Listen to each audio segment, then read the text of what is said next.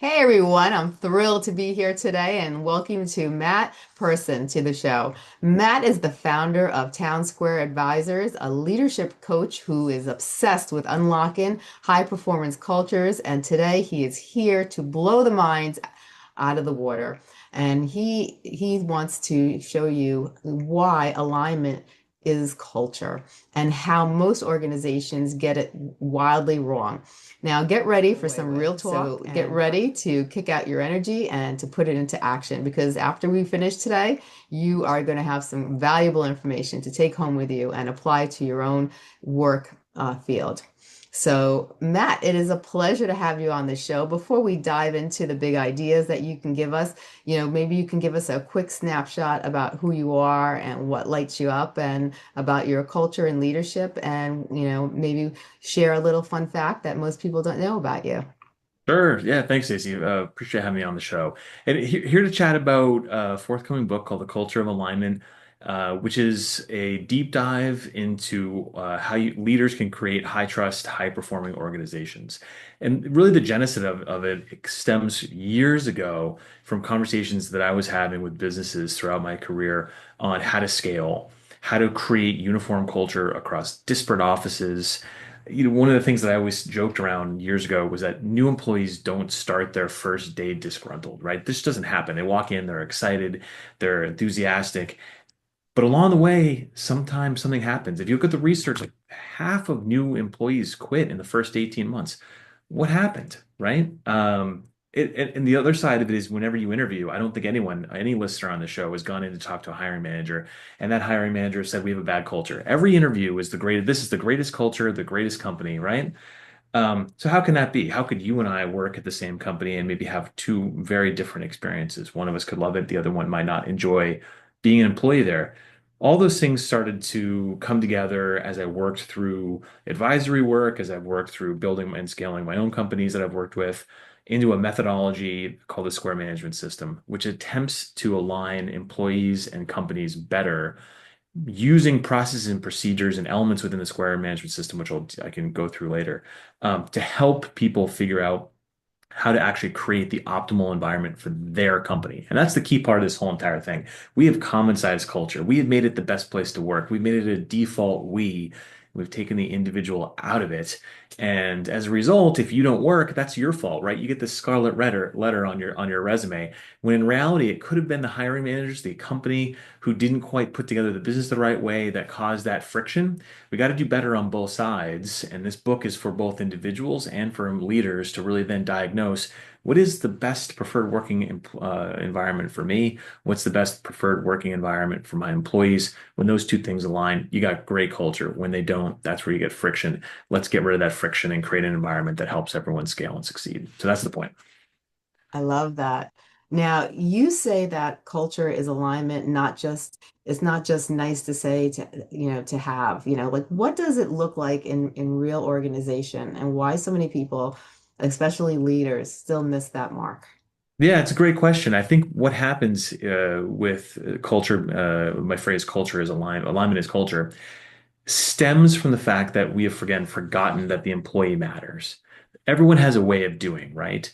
Mhm. And when you have a way of doing that maps the company's ways of doing, that's when real great culture exists because they're all both happy, they both like it. The Yeah. problem is you have four employees, 400, 4,000, 40,000. How do you get all those unique individuals on the same page? You can't satisfy the unique whim of every person, or can you? And that's what this system would help you do. And so what I put together is if you think of this square, if you can bounce around in that square, then you're going to be a happy employee. You know the boundaries you need to work in. That's going to create a more enlightened individual. They can action their own ideas. Think of this as independence, the independent that Stacy has to do whatever she wants to do every single day. But if every employee wanted to do that, there'd be chaos. So Yes. companies have to constrain that independence. They have to corral it in with guardrails. Some people and some companies want a very high level or heavy amount of constraint. They want to be execution only. Maybe this is a regulated environment or heavy compliance where they need rigid compliance to operating standards. And some people love that. Other people want a very broad or light level of constraint. They want to be able to action their own ideas, do what they want, figure it out for themselves.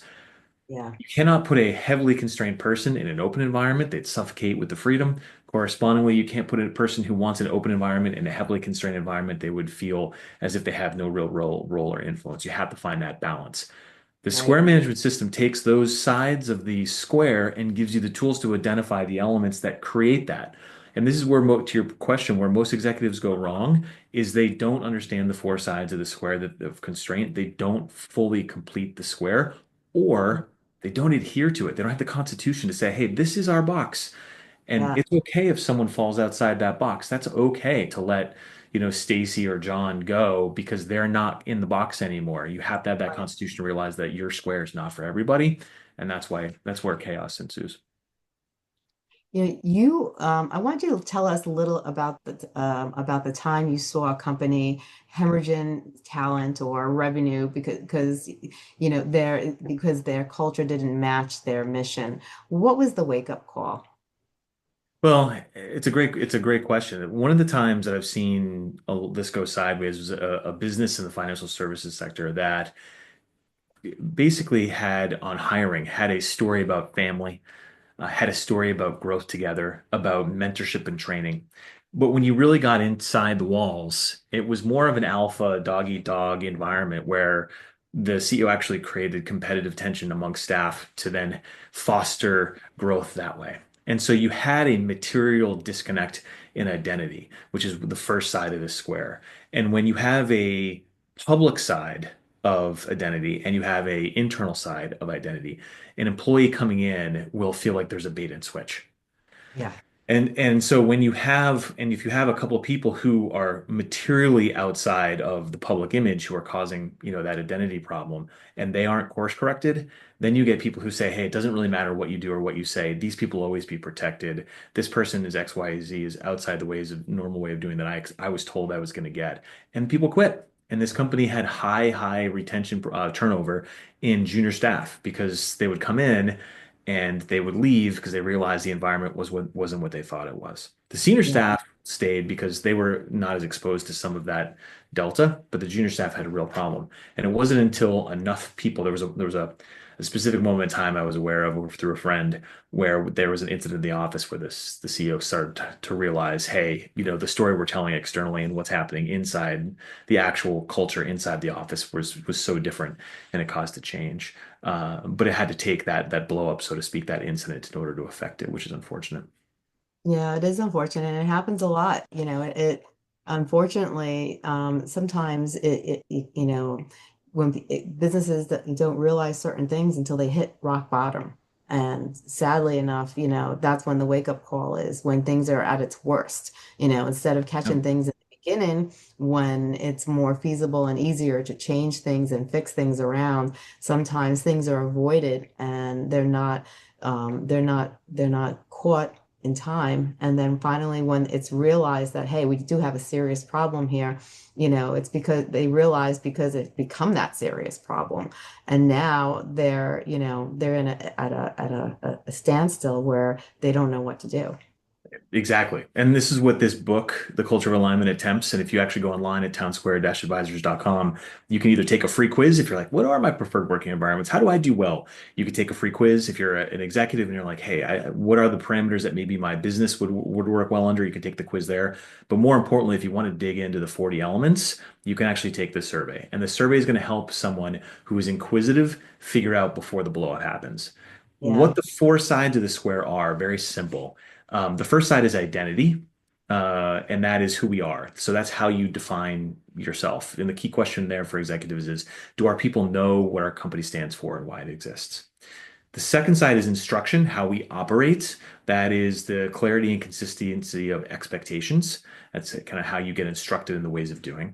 The third side is intercommunication. This is what everyone thinks culture is, right? It's the ping pong tables and the happy hour beers on Thursday, but it's just one side of the square. That's kind of how we interact. It's hierarchy, it's meeting cadence, it's communication tools, things like that. Key question for executives is information flowing in a way that drives clarity and trust. And then the last side is information feedback. That is how performance is measured, shared, used to evolve. Key question there, are we learning and adapting fast enough to stay competitive? There's Right. 10 elements to each side, and each element can be basically kind of put together or operationalized in a form of heavy constraint or a form of moderate or light constraint. The book or the survey online will actually help you understand what those elements are and what you would do if you wanted to pick a heavy, light, or moderate degree of constraint. So for those who've never built a company, and how do I do all this? You can learn all the elements and start to put together the pieces, but take the survey, figure out a little bit more about yourself. I can guarantee you this, you'll probably learn something different about yourself than you thought before you took the quiz or the full survey. But two, not keep this in mind. Not all sides have to be the same. In fact, I actually asked AI, what is the actual preferred square? Ironically, it didn't say all of them. It said identity moderate to give you some room to scale and grow. Instruction very heavy so that everyone knew exactly what to do, when, and where, and why. Hmm. Intercommunication, very loose, very light degree of constraint so that we could be free in communication. And information feedback was moderate so that you could actually make sure that you were following through on things, but not overanalyze. That was AI's view of what the perfect square was. But the key here is that it's your square, not any square. It's not the common sized best places to work. It's what you think is the best for your company. And the instructions there will help you kind of figure all that stuff out and how you can operationalize your business the right way. I love that. I love that a lot. Now, you coined the term constrained independence. Can you Yep. unpack that for us and explain a little bit more? Yeah, the heart of the square management system is constrained independence. That goes back to what I was telling you before. In a universe of decisions that an employee could make, they're unconstrained in full. You would have an endless amount of decisions that you as an employee could action. In order for a company to operate, they have to constrain that freedom or that independence so that there can be a service standard or a quality standard or way of doing that meets the expectations of the company or the market. And so everyone's independence has to be constrained. The degree to which you constrain that independence is sometimes called an amorphous way of doing. That's what a lot of people, I think a Harvard professor coined that term. Culture is just the amorphous way of doing, and you kind of learn on your own. And I always said, I think we could do better than just figuring it out. That's where all the problems exist. And Yeah. so the square management system actually frames the degree of constraint. It goes through all the elements that I just walked through, where you can pick the elements and the way in which you prefer to operate. And again, this is for you, for your company, and not for anyone else. And then you pick the elements and you pick the degree of constraint that you want to impose on your employees. And then the employees will bounce around that square. And when you are inside the square and you fit, and you trust that your other employees are also inside the square, then you Yeah. have a high degree of clarity around expectation. You don't have to ask questions all the time. You can make decisions on your own, but you know which ones you can make and can't, and that makes you feel like you're part of the solution. So you become more trusting. You feel like you're part of the solution. You feel like you're making a difference. You're a happier, faster moving employee, and that ultimately is what creates a scalable, growing enterprise instead of having friction. So the whole point is you have to constrain independence, but doing it correctly and completely and intentionally, key part intentionally, is what helps you create the scale and the growth and a happy employee and a happy culture. I love that. Now, how do you balance, given teams freedom while keeping everyone rowing in the same direction? Well, it goes back to that known and communicated degree of constraint. So Okay, the biggest problem that companies have is they don't complete the square. And so they don't adequately communicate exactly what the expectations are. Or got what is often common in bigger companies is that they have fiefdoms, which I call mini squares. And every department has their own mini square, right? And so it's like, well, wait a second. If we go over to product, they do things this way. And if you go over to finance, they do things this way. And those things could be very different. And so then employees have to figure out how to manage working across functionally when that really should be removed. They should be very similar in how they operate and how they communicate, and the differences would just be in function as opposed to, the operational ways of doing the systems.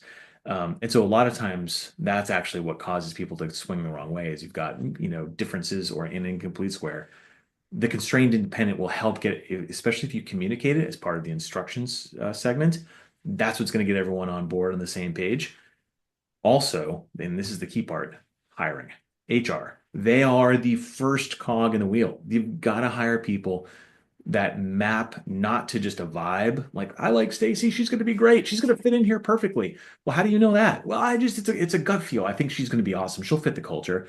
But no one has actually figured out what that is or what that means or even how you would apply it to the culture or not. Yeah. If you force your hiring and your onboarding to map to the square management system, to the 40 elements, and you figure out whether or not you have someone who actually fits within the operations of the system, then you will know that the person's really going to work as opposed to not. So you got twofold answer there to summarize. One is getting HR and hiring really on board with working in this system better so that you are bringing in the right people, less on whim, more on fact. And then two, communicating everything internally and intentionally. And once you get that going, you should be all set. Now, walk us through each of the four I's of constrained independence. Like, why is each one critical, and what happens if you skip any of them? Yeah, it's a great question. So the first one is identity, and that's the most important. It starts there because this is who you are. This is how you define yourself. It's your mission, your values, your brand personality, your core beliefs. The biggest problem in identity is when you go off strategy, you go off brand. And you can do this in a few ways. And usually this happens in drift over time.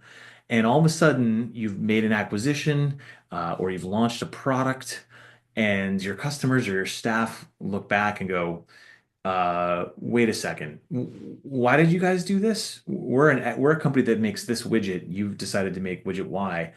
We're not good at that. Why would you do this? And it's because you didn't, have the rest of your communication set up around or your identity set up to allow you to scale in the right way. Some companies should have a really tight identity. That's okay. Other Yeah, companies want a broad one because they're more of a holding company.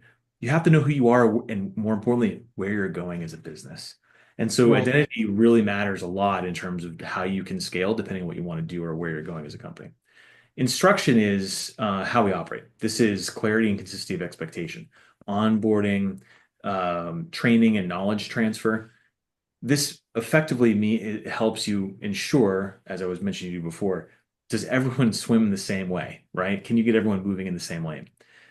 Where this goes awry is on onboard. And there's different ways of thinking about how to onboard people. And I'm not going to sit here and tell you either one is right because the point of this entire book is that the one that matters most is the one that you like most. Right. But at the same time, if you cannot instruct your team adequately to on correctly from the beginning, they'll never get there along the way. It'll be hard for them to get there along the way. And where companies go awry or employees go awry is when they haven't correctly in advance instructed people on the ways of doing it. They have to figure it out themselves. And that's where a lot of problems exist because the only default an employee has then is their own square. Hey, I did this before. It should be okay to do here. But the only way to know where the borders are is you're going to get your hand slapped. And that's Right. not fun for anybody. So let's Yeah. do better with instruction. Intercommunication is how we interact. So that's meeting cadence, communication tools, tone, formal, informal. I think the key thing here is there are some people, this is actually really relevant in a post-COVID world. Um, there's huge debates right now about return to work and people Yeah. forcing you to come back. I think we've over rotated on this completely.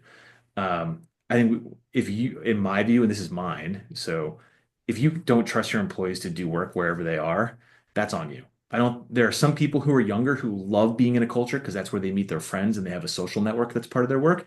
And there are some Yeah. functions where being in an office, like sales, for example, is really helpful. There are other functions that don't need to be. I think to me, that though, if it really matters to you and you are well, let's work 9 to 5, 5 days a week in the office, that has to be consistent.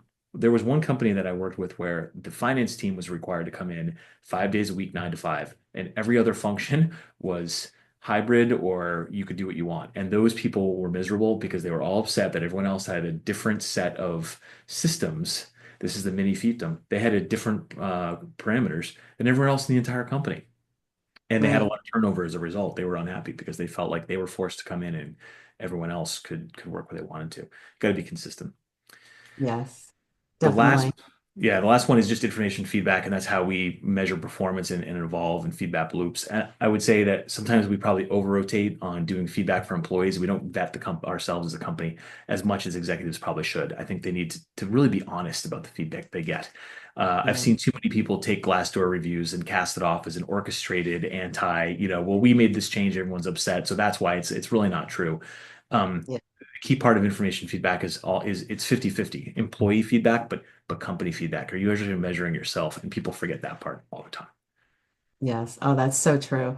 Now, can you share a standout case study where applying the four I's transformed an organization and what shifted and how fast did you see the results? I'll give you an isolated case that extrapolates all the way to a full company. And the reason I say that is my system is new, hence the forthcoming book, The Culture of Alignment. I've used elements of this in my junior life when I was in professional sports. So I'm not going to sit there and tell the audience that I've used this 100% to the way to which I've dictated in the book, but it does have a genesis in real life application from 25 years of managing business and seeing things. Where I have put this together is in acquisitions to use the system to vet how a business would come in and use it for diligence integration. So if you actually know who you are, you're going to score your own company. You're going to get all your each square, by the way, each eye has its own score, and then that'll sum into your square score. And then you do the same test for the incoming target that you're looking to acquire. It's going to immediately tell you the two differences. And Mhm. at that point, you can to determine the degree of severity. You do not, if you're a 9 to 5, 5 days a week company, you don't want to buy a company that has 100% remote where people sit in bean bags, with laptops on their legs and wear t-shirts. It's not going to work. That's a really high level example, but this is where it would help you with a diligence and an integration perspective to understand their ways of doing, your ways of doing, and you can immediately then work to determine whether A, that will actually impact the outcome of the acquisition, or if you need to then remediate something in integration. There have been a few times where I've been, when I was a sell side investment banker, where we had companies who actually looked at culture to this degree, and maybe they weren't following the square management system at the time, but they were leveraging elements of this where we had people who didn't buy companies solely on the basis of how they went to work, where they went to work, things like that, because they knew that those employees weren't going to succeed in their environment. And I think Right. that's one of the most honest assessments that people made. Regardless of the strategic health of that business, regardless of the financial metrics they would pick up, they knew that the synergies, the revenue, the growth, the cost savings they might be able to get in the acquisition weren't going to be realized if the employees on both sides weren't going to work together. So that's one example of this real life application where you can actually use this to assess an acquisition. Other than a short example I can give you to close is that when it comes to processing NDAs, we had to work through our private. I've used this in current life. After you work with our private equity partners, our legal team, and our HR team, everyone had a different answer as to what mattered in this NDA, but we processed a ton of them. We didn't want to have to argue everything all the time. Imagine if every single NDA came over and I had to sit there and go and argue each one.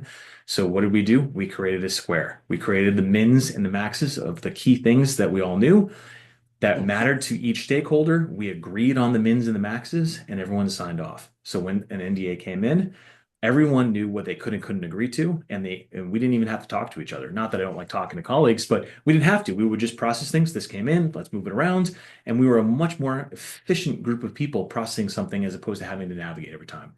The Right. only reason that we would halt is if something was outside the box, and then we would have a discussion. But that was 1 in 10, 1 in 15 NDAs that came over. So this methodology, even though it starts as a company level metric, it can be used departmentally or process wise to create systems that create, again, make those decisions in advance, get everyone to agree on the box. And once they all agree, you know where to play. You're a faster team. So two different cases there, but that's how this applies. I love it. I love it. Now, if we had to take today's conversation and we wanted to really emphasize on some important factors, what are some of the things that you'd like to emphasize? Yeah, it's a great question. One, this is intentional. It's not about everyone else's company. We've got to get away from copying what other people have found successful. It's Yes. because copying their efforts doesn't mean it applies to your circumstances or your situation or your preferences. The entire thesis here is that this has to be your preferences if you're the individual. Be honest about it, and Mhm. for your company, set it up and own the systems and the processes that you want for your company. And you align your employees with your ways of doing, and it works for you. So intentionally do it. To have the constitution to let to be honest about what matters to you and what doesn't, and then let the things that don't fit in that square fall off and be okay with that. We get too attached to things that are outside the box. And then the last piece is ensure that you actually do a complete square. A lot of people don't take the effort to go through it and actually understand all the pieces that connect. They're there for a reason. It sounds like a lot of elements, but in actuality, it's pretty easy to walk through. Again, Right. if you want to understand this better, go to townsquare-advisors.com. Take the free quiz or dig in, get into the 40 element survey and really learn more about yourself. But I think you'll find a little more enlightening when you actually walk through it as opposed to listening through it. And can you tell us some of the services that you provide? Right now, I'm just really focused on the thought leadership. around it. So you can go on townsquare-advisors.com and reserve an advanced copy of the book and do the survey work or the free quiz. I think that's right now the biggest thing. There's additional consulting and things like that would follow, but the thought leadership is the big plug. I love it. I love it. And people also can find you on LinkedIn as well. They can. Yeah, you can find me on LinkedIn. Town Square Advisors has its own page where the information on the Square management system and the book sits as well. And can they also find your book on Amazon if they went to Amazon? Not yet published. Doing so, it's written, working on publishing it. That's the advanced promotion and drum up of interest in it. So please, if you're interested in learning more, sign on for an advanced copy. It would help. Wonderful. I love it. I love it. Well, this has been amazing, and I thank you so much for coming on the show. Before we go, is there anything else you'd like to include in our conversation that we didn't mention? No, this has been great. I appreciate it. Again, townsquare-advisors.com is where you can go to learn more. I love it. Thank you so much for this information. I think it's so important that people understand more about the different components of business and how they all intertwine with each other and the importance of the four I's and why it makes a difference and how it could actually change your business and the way your business operates and even increase your profitability and overall success in your own business as well. I thank you so much. I hope you'll come back on the show and we could talk more and more depth about it. But this has been a wonderful experience. I thank you so much for your knowledge. Thanks for having me. Really appreciate it.